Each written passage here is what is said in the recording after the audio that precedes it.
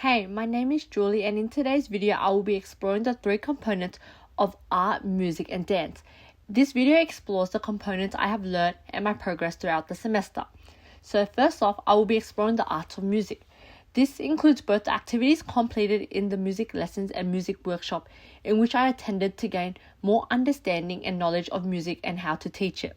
In the beginning of the video, you can see that together as a group we are figuring out our instruments, which were best suited for each note, playing the instrument on cue so that it was harmonious, and the positioning of each instrument. This is our final product for this lesson. Had a dog and Bingo was his name. B-I-N-G-O, B-I-N-G-O, B-I-N-G-O, and Bingo was his name. Was a farmer, had a dog and Bingo was his name. I-N-G-O, I-N-G-O, and Bingo was his name. There was a farmer, had a dog and Bingo was his name. N-G-O, N-G-O. As you can see here, I was learning to tap my knee and stop my feet accordingly. However, when I had to add my hands in, I struggled and was unable to do so. However, with determination and practice, I progressed. We got to use the clapping sticks, imitating drum movements, and following instructions from a video. At the beginning, I found it easier. However, as the video progressed, there were more movements added in. Goodman, 1986, Cowderhead, 1988, Cowderhead and Robson, 1991, Kagan, 1992, and Nettle, 1998 have investigated that students' experiences as learners have shaped their teaching. They suggest that these exert a potentially powerful influence on their responses to the initial training program, their perceptions of their own and others' practice, which is reflected upon my own experience. I now feel more confident and comfortable with teaching music as the lessons and music workshop I attended has provided me with more knowledge and skills, further preparing myself for future lessons. As Alton 2005 has commented that regardless if you are trained or not, talented or not, a classroom teacher has to take on the responsibility of delivering the music education without the support of other music specialists. Towards the end, we used boom whackers and were practicing as a class. I found this very fun and engaging. However, afterwards, we had the opportunity to be creative and find a song and use the boom whackers to play it. It is important that I gain the required skills and knowledge to teach students music, as Pilpot 2001 has argued that for teachers' activities, both approaches and tactics that the teachers use are important towards the students' learning. In the first part, it demonstrates that I am participating in a group activity where we are all required to incorporate different movements to create a piece of dance. I had the opportunity to voice my ideas, and I was inputting and giving the group suggestions on how we could incorporate specific movements.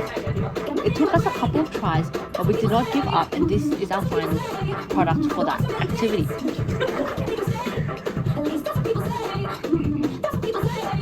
For the next activity, we were required to come up with a creative performance for the circle of life of a butterfly. This activity allowed me to be creative and come up with unique ways to present this to the class. These activities later helped me create my dance piece.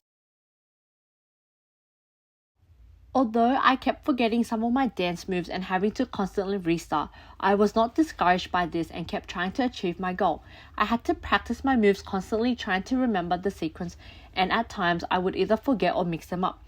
Brenda McCutcheon 2006 refers to teaching dance as an art in education. This fosters an understanding of dance as art education in which it helps define the roles and responsibilities of dance. Banning 2010 has stated that dance is an intellectual, physical and sensorial response to experiences of the world, which is reflective of my dance piece. I use my personal experiences and understanding of different movements to craft my piece of art.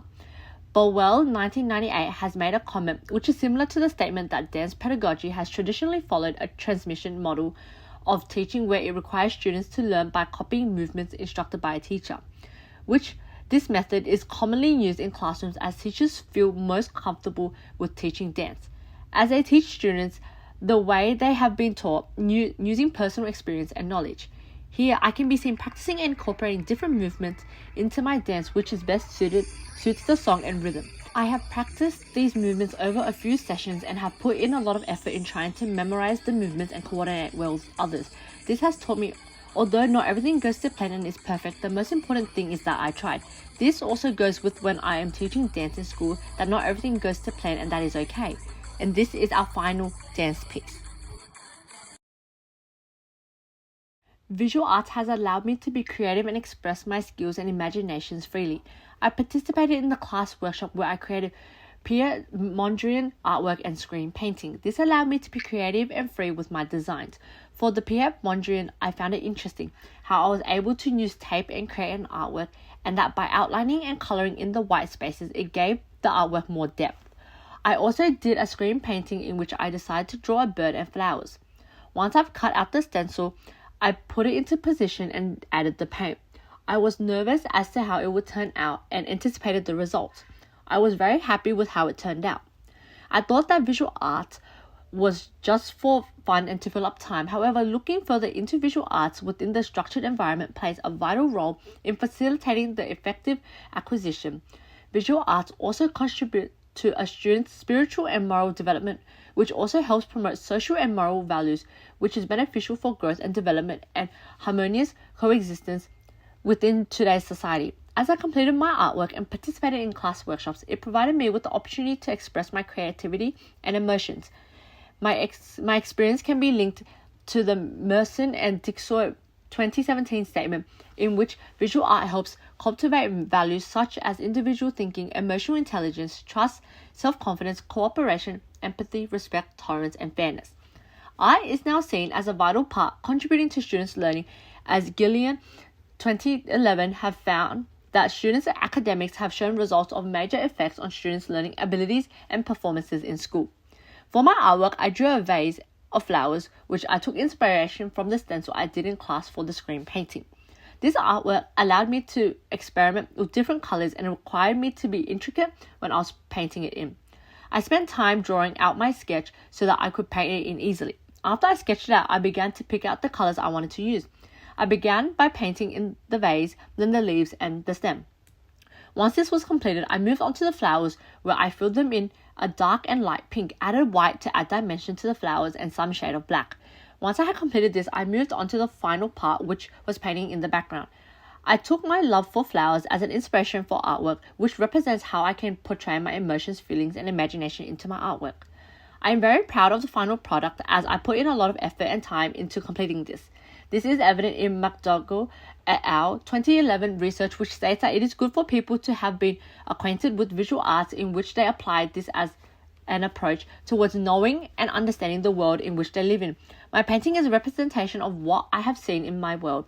These different elements of art allows individuals to explore, imagine, and create what they perceive, which makes art an important constitution of education which reaches beyond individuals' intrinsic values.